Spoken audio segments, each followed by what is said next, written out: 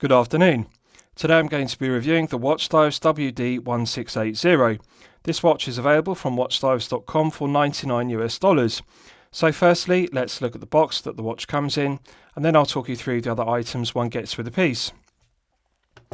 So the watch comes in a watch box which is protected by this black cardboard outer sleeve one removes. This is the watch box itself, hinged lid. The interior is fully upholstered with a black velour fabric, and the watch sits on a padded pillow cushion which is also velour or fabric upholstered, as one would expect. Now when I saw this watch box, I spoke to Watchdives and I suggested they upgrade the watch box to a black plastic pelican style case, and they agreed to my suggestion. So if you purchase the watch, it's not going to come in this sterile watch box, it will come in a black plastic pelican style case which will be better quality.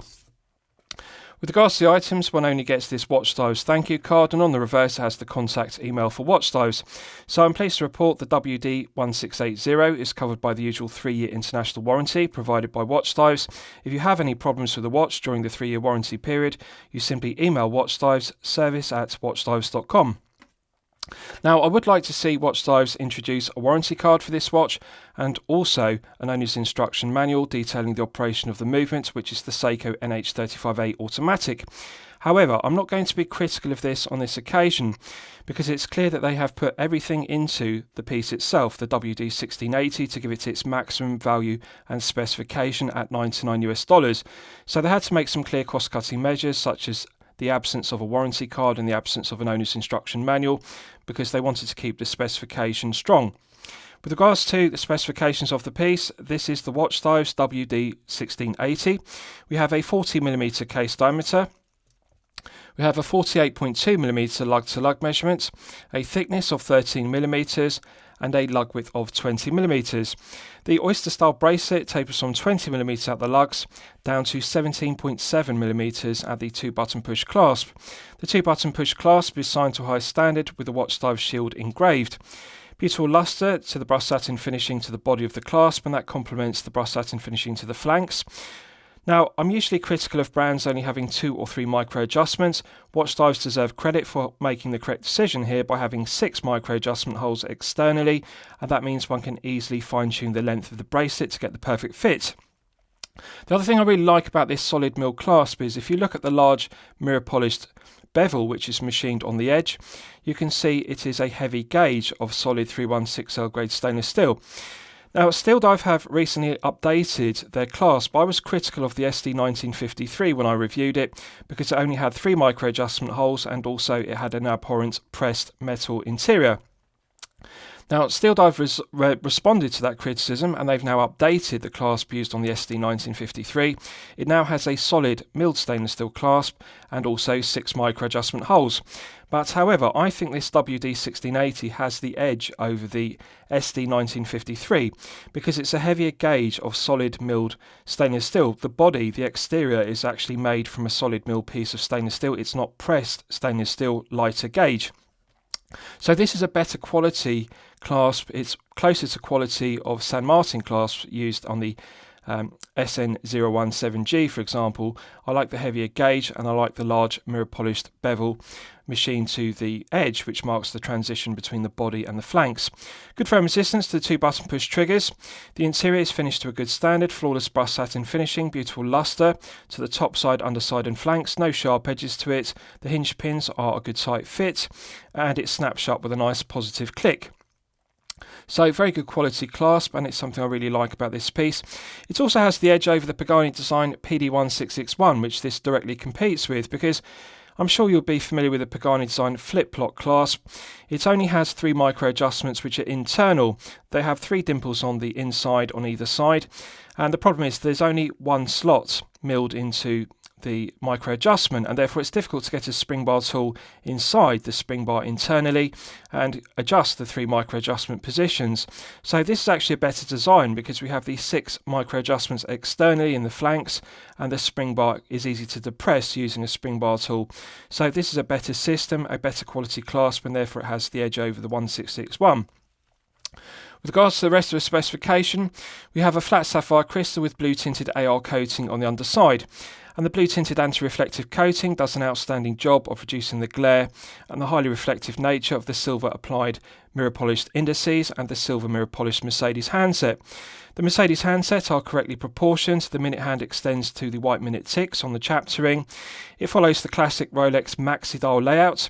I like the symmetry of the dial layout, and the date complication is framed. 2.5 times magnification on the Cyclops magnifier, which is correct. I also like that they've chosen to use a black glossy enamel dial versus a matte black dial as per San Martin, and I think this is absolutely gorgeous. The black has a deep glossy finish to it, and it really is beautiful. So the blue tinted AR coating works very well, and the proportions of the maxi dial style indices and also the Mercedes hands are correct. And I also like the framed date complication. The legibility of the white date wheel with black Arabic numerals is excellent due to the 2.5 times magnification. Now it's subjective with regards to the blue tint to the AR coating. Some collectors prefer clear AR coating. I think the blue tinted AR coating works well, and one has to remember this is competing directly with the Pagani designed PD1661, and the two negatives of the 1661 are the weak blue Luminova and also the lack of AR coating. It's a very shiny and reflective piece, so Watchdives deserve credit with this WD1680 because it's the same price point, $99 US, but we have blue AR coating and we also have BGW9. Now, with regards to the bezel, let's test the bezel execution. 120 click unidirectional bezel, as one would expect. It feels even all the way through the 360 degrees of rotation. No lateral side-side play whatsoever. No back play whatsoever. This is tighter than a Pagani design PD1661. The resistance feels slightly firmer than a 1661. It feels very similar to a Steel Dive SD1953, which you'll be familiar with. I like the tight action of it. Although the resistance feels light, it doesn't have any lateral side-side play and it doesn't have any back play, so it's just the right balance because the resistance isn't too light or too firm, it's medium, but the loud audible clicks sound very nice. It feels very smooth. The 120 clicks feel even. It feels lighter than a Seiko 5KX bezel action and lighter than a Steinhardt Ocean 139, but heavier than a Pagani designed PD1661, which is slightly too light. So let's just check the alignment. Perfect. The Lume pip and triangle perfectly align with the 12 o'clock index on the dial and the white minute ticks on the chapter ring at 12. So 10 out of 10 bezel execution. The other thing I prefer about this fully lumed ceramic bezel insert versus the SD1953. The SD1953 has a fully loomed triangle, but this has a loomed pip, and I actually prefer the Lume pip because it more looks like a Rolex Submariner date, and bear in mind this is an homage to the 116610LN Submariner date, so it looks correct for a Submariner homage versus the fully loomed triangle on the SD1953. The minute ticks are fully inlaid with BGW9, as are the Arabic numerals and the hour markers, and they've done a very good job. The ceramic bezel insert has a nice glossy black finish to it, and the BGW9 looks white rather than being a dull silver colour, and I think it's very good. They've done a very good job of inlaying the Arabic numerals and also the minute ticks. The bezel itself is very well finished. The scallops don't have any sharp edges or sharp burrs to them, and the tips of the teeth on the scalloped bezel don't have any sharp points. This is something that often low-tier Chinese brands get incorrect. The scalloped bezels have sharp points, so they dig into the index finger and thumb, and therefore they don't feel pleasant to operate. But these scallops on the teeth are actually very good. The mirror polishing and the top edge of the chamfer is very well machined, no sharp points, but it is very grippy and tactile to use, and they deserve credit because this is a $99 US low-tier piece, but the bezel is actually very well executed. The finishing to the bezel is of a higher standard than on the Pagani design PD1661, which feels sharper. They've actually finished, they deburred the teeth to a higher standard. With regards to the finishing to the head of the piece, the brushed satin finishing to the tops of the lugs is done very well. Nice crisp edge to the flanks, flawless mirror polishing to the flanks, and no sharp edge to the undercut to the flank of the case, and we don't have any sharp corners to the tips of the lugs. So it's a very well finished head of the piece, and I would say it's better finished than the Pagani design PD1661 in terms of the sharpness of the edges. They do feel crisp, but they aren't sharp. There isn't any sharp edge on the undercut. It's sometimes an issue with Pagani design watches such as the SN017G, for example.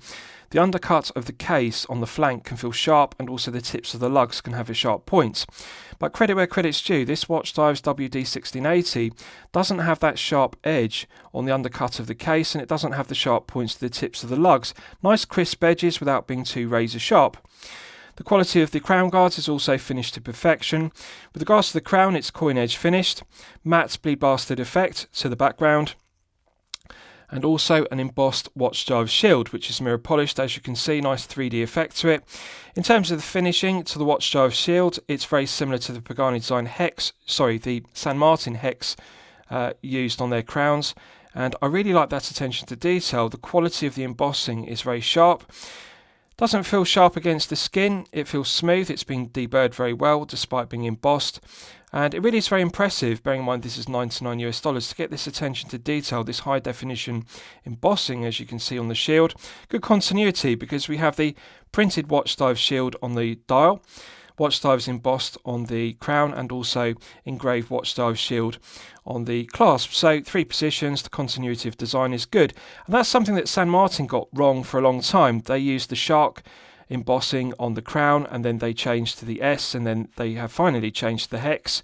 So there was a lack of continuity with San Martin watches, but this is something that Watchdives have got correct. The same shield used on the dial, the crown and the clasp, the continuity is there. With regards to the caseback, it's a sterile, solid 316L grade stainless steel caseback, which provides an effective hermetic seal to 300 metres. It's Rolex style, so it's brushed satin finish longitudinally in the centre section. The mid-section is mirror polished to a flawless finish. Coin edge finish to the circumference, and then we have concentric CNC lathe tool machining to the very edge of the circumference. So very similar to the Rolex Submariner date caseback. And it's got a bubble back profile, although it is reasonably low profile, bearing in mind it houses the Seiko NH35A automatic. Perfectly smooth against the wrist as per a Rolex Submariner date, and therefore very comfortable to wear for long periods of time. Now I think this has the edge over the Steel Dive SD1953 because it doesn't have any embossing or engraving, and the benefit of that is it feels perfectly smooth and comfortable against the wrist, just like wearing a Rolex Submariner date.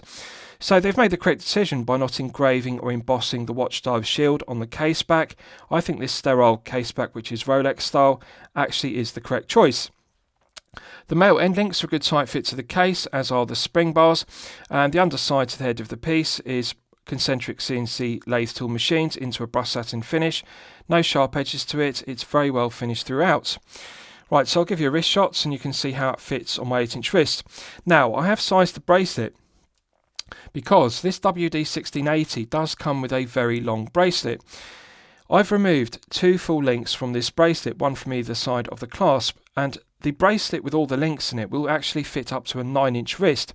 So if you're a collector with a larger wrist, you are going to have no worries whatsoever. This will fit up to a 9-inch wrist. Even with removing 2 full links, I can still slide an index finger underneath the bracelet and clasp at all times. The thing to note is it is a heavy piece due to the thicker taper on the bracelet. 20 to 16 is the industry standard, as I've detailed. This has a slightly wider bracelet at 20, tapering down to 17.7 at the 2-button push clasp, and due to the heavy gauge of the 2-button push clasp, it does add some heft to the bracelet. So even with 2 links removed, this is 161 grams, so it is a heavy piece. That's something to bear in mind. If you have a smaller wrist of 6 to 7 inches, you may find the 160 grams of heft to be uncomfortable, but it doesn't feel top heavy due to the taper being 20 to 17.7. And I think they've made the correct decision. If it were 20 down to 16, I think the taper wouldn't be enough and the clasp would feel too heavy on the bracelet, which is too slender.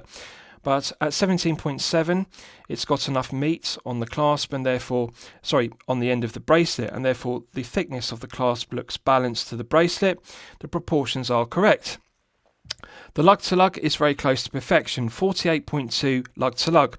Now, as you'll know from my previous reviews, I consider 48mm to be perfection. That is the sweet spot, regardless of whether you have a 6 to 7 inch wrist or a 7 to 8 inch wrist respectively. At 48.2, it's very close to perfection. 20mm lug width is correct for a 40mm head of the piece. It's exactly 13mm thick, so this will easily slip underneath a shirt cuff if you wear business shirts. 13mm is the perfect thickness for a dive piece, and it's nice and low profile, sits flat on the wrist. So I really like the proportions: 40mm, 48.2 lug to lug, 13mm thick with a 20mm lug width. The only thing to note is the 160 grams. Really 150 is the sweet spot, because that gives a feeling of quality and wrist presence without feeling top heavy and unbalanced. For example, if you wear this piece for long periods of time, such as 8 to 12 hours per day, you will notice the 161 grams. So an option could be wearing it on a rubber strap or a NATO strap in order to reduce the heft. But if you have a larger wrist of 7 to 8 inches, you will enjoy the 160 grams of heft and also the wrist presence. Blue tinted AR coating works very well. I like the glossy deep black enamel dial, and it's just very aesthetically pleasing. The ceramic bezel insert is very well executed and fully lumed with BGW9. This is something that the Pagani Design PD1661 doesn't have. It doesn't have a fully lumed ceramic bezel insert, and again, Watchdives deserve credit with the WD1680 because this is BGW9 and it's also fully lumed on the ceramic bezel insert, so it's stronger specification than the Pagani Design PD1661. So comfortable to wear, well proportioned, feel good factor is good. The only thing to note is it is heavy at 161 grams. Right, so let's do a lume test and we'll see how the lume performs when it's charged up to the absolute maximum. So as always, I'm going to use my 100 UV LED torch to charge it up to the absolute peak. Right, so that's now fully charged, and as you can see, it has not disappointed. This is clearly 5 to 6 layers of BGW9 Super Luminova. Now, consider this. Compare this to the lume one gets on the Pagani Design PD1661. The two negatives of the 1661 are the lack of AR coating and the weak blue luminova used on the dial and hands, and of course it doesn't have a fully lumed ceramic bezel insert. Compare that to this WD1680. We have 5 to 6 layers of BGW9 on the dial and hands, and not only that, we have 5 to 6 layers of BGW9 on the fully lumed ceramic bezel insert. The minute ticks are clearly legible, as are the hour markers and the Arabic numerals. They've made the correct decision, because if you look, it doesn't just have a fully lumed triangle as per the SD1953. We've got a fully lumed triangle plus a fully lumed lume pip. So in daylight conditions, it looks more like a Rolex Submariner date 116610LN, which this is an homage to because it has a lume pip versus a triangle. But in the dark, it fully looms both the triangle and the lume pip. So it looks better than the Pagani Design PD1661, which only has a lumed pip. It doesn't have a fully lumed bezel. Now, as you can see, it's glowing incredibly brightly, and it will continue to glow for a good length of time. This is really equal in quality to Seiko Lumibright, as used on the Seiko 5KX, which is some of the best luminova used in the watchmaking industry. It's also very close to the performance of Rolex Chromolite. This is close to BGW9 Super Luminova, Swiss BGW9. So really, I don't think there's any room for improvement. Watchdives deserve full credit. This is a cost-cutting measure that Pagani Design make on the PD1661. They don't use BGW9, and I regard this as better than on the SD1953 because we have the lumed pip. We don't just have a fully lumed triangle. So as you can see, it's still glowing brightly, and the colour tone match between the lume used on the ceramic bezel insert, the dial and also the hands is perfect. The blue tone of the BGW9 perfectly matches. Again, this is something that often low-tier Chinese brands at $99 they're getting correct. There's a colour mismatch between the dial and hands or the bezel insert and the dial and hands. But the blue tone of the BGW9 on the three places, the insert, the hands and the dial are all perfect. Some of the best performing BGW9 I've ever seen at $99. Watchdives deserve full credit for it. Right, so with regards to the crown, it's coin edge finished, and as I've detailed, it has the Watchdives shield embossed. So let's test the screw down crown execution. The screw down crown provides an effective hermetic seal to 300 meters water resistance. Absolutely silky smooth. This is 10 out of 10 screw down crown execution. To put this into perspective, no, it's not as smooth as a Rolex triplock crown on the Submariner dates, which this is an homage to, but however, it's not far off it. It's every bit as smooth as a Pagani Design PD1661, and that's something I really like about the 1661, the smoothness of the screw down crown. This is stronger specification though, because the 1661 is 200 meters water resistant. This is 300 meters, so it's better specification, but it still has a silky smooth crown. So it's powered by the Seiko NH35A automatic. So in the first position, one can manually wind the 35A to top it up to its maximum 40-hour power reserve. Absolute pleasure to manually wind the 35A. One can feel the tension in the mainspring gradually building up. It feels very smooth. It's one of my personal favourite movements, as you'll know from my previous reviews. I really like the reliability of the 35A. It's an absolute pleasure to manually wind, set the date and also set the time. It feels very smooth and it's very reliable. Now, pulling it out to the first click position is the quick set date complication. Rotating the crown anti-clockwise advances the quick set complication. Again, this is something I really like about the 35A. It's got a nice, solid, positive click. Every day of the month clicks over. The quick set complication cycles through the 31 days very well. And the 2.5 times magnification, which is correct, this is something that other brands get incorrect. And I'll even level this criticism at Steinhardt with the Ocean 139. I have previously reviewed the Starbucks version. They don't have a 2.5 times magnification Cyclops as per Rolex, but this is 2.5 times. You can see the date complication clearly, and it's nicely framed in silver to a high standard with a mirror polished frame. So one can clearly see the date complication with a 2.5 times magnification. The quality of the printing of the black Arabic numerals on the white date wheel is nice and crisp, and also the font is correct. It's very similar to the font used by Rolex on the Submariner dates. The proportion of the indices and the alignment of the Arabic numerals is correct. So pulling it out to the second click position hacks the movement. If you look at the second hand, I've now stopped the movement dead. We're now in the time setting position, absolutely silky smooth, both clockwise and anti-clockwise, no back play clockwise and anti-clockwise. Light resistance to it, very light friction to the gearing in the 35A. I've often detailed this in previous reviews. It's something I dislike about low-grade Miyota movements such as the 8215. There is back play. When one rotates the crown clockwise and anti-clockwise, there is significant back play with the 8215. The minute hand doesn't immediately respond, but something that always happens with the 35A is when one rotates the crown, the minute hand immediately responds. There's no back play whatsoever, and it's silky smooth, clockwise and anti-clockwise. It really is a very good movement to set the time, to set the date, and to manually wind. Pushing it back in's got a nice positive click, and that restarts the movement, so let's test screwing it back down. Immediate thread pickup. There's a perfect interface between the internal thread of the stainless steel crown and the external thread of the stainless steel crown tube. This is 10 out of 10 screw down crown execution. It is every bit as good as the Pagani design PD1661, which has an excellent crown.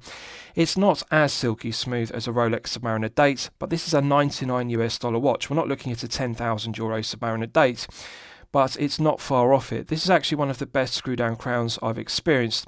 It does feel silky smooth, and 300 meters is strong specification. Right, so let's discuss the movement used, because you'll all be familiar with this Seiko NH35A automatic. It has 24 joules, it runs at 21,600 vibrations per hour and a frequency of 3 Hz. It has hand winding and hacking, which is useful complications. 40-hour power reserve is perfectly acceptable. The stated accuracy of the 35A is -20 to +40 seconds per day, so a rather wide accuracy range. However, I'm pleased to report this one has been well regulated. It's running consistently at +7 seconds per day. So +7 is well within the -20 to +40 stated accuracy, and it is perfectly acceptable for a 35A. I'm very satisfied with +7, and that's when it's fully wound to its maximum 40-hour power reserve. It's running consistently at +7. So the correct choice of movement. I'm pleased to see that Watchdives didn't use the cost-cutting measure of using a low-grade Miyota movement, such as the 8215, which they could have done to reduce production costs. The NH35A is a higher grade of movement. The build's quality, quality control and materials are better on the NH35A than the 8215. And I think it's a better quality movement overall. The reliability is good, it's a workhorse movement, it's well proven, and I think the 35A is an excellent choice. So, lastly, I'll summarise the piece. What do I think of it overall? Well, when I'm considering reviewing a watch on my channel, the watch should meet 2 criteria. It should be both excellent quality and excellent value at the respective price point. So, $99 is the price point. Yes, this is unquestionably excellent quality, and yes, it is unquestionably excellent value at $99. This cannot be beaten. It is the best Submariner date Homage for $99. There is only one negative to the watch, one clear cost-cutting measure, and that is the use of push pins in the bracelet rather than screw pins. But however, it is acceptable at this price point, $99, because unlike the Pagani designed PD1661, that does not have AR coating, and it also has weak blue luminova. It doesn't use BGW9 super luminova, and it doesn't have a fully lumed ceramic bezel insert with BGW9.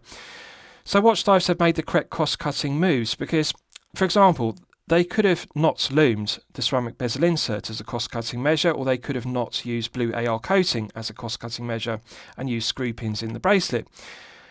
Difficult decision to make, because they have to reduce the wholesale price and also the retail price to keep this down to $99. They have to make some cost-cutting measure. I think they've made the correct decision, because the push pins is the cost-cutting measure that is acceptable. Because if you look at the clasp, this is a better quality clasp than on the SD1953. It's a heavier gauge. It's more like the San Martin SN017G clasp. That is the quality we're looking at. 6 micro adjustment holes, solid milled exterior, solid milled interior. So the clasp has the edge over the SD1953.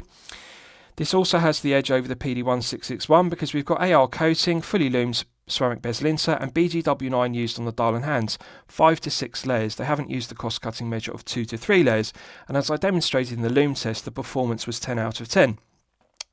Bezel action is superb, screw down crown execution is superb, so there are no QC issues whatsoever. So yes, it's excellent quality, and yes, it's excellent value. It's a better watch than the PD1661, and it's a better watch than the SD1953. I'm going to declare it a champagne watch for lemonade money. I hope you've enjoyed my review of the Watchdives WD1680. Please feel free to post your own comments below the video. Thank you very much.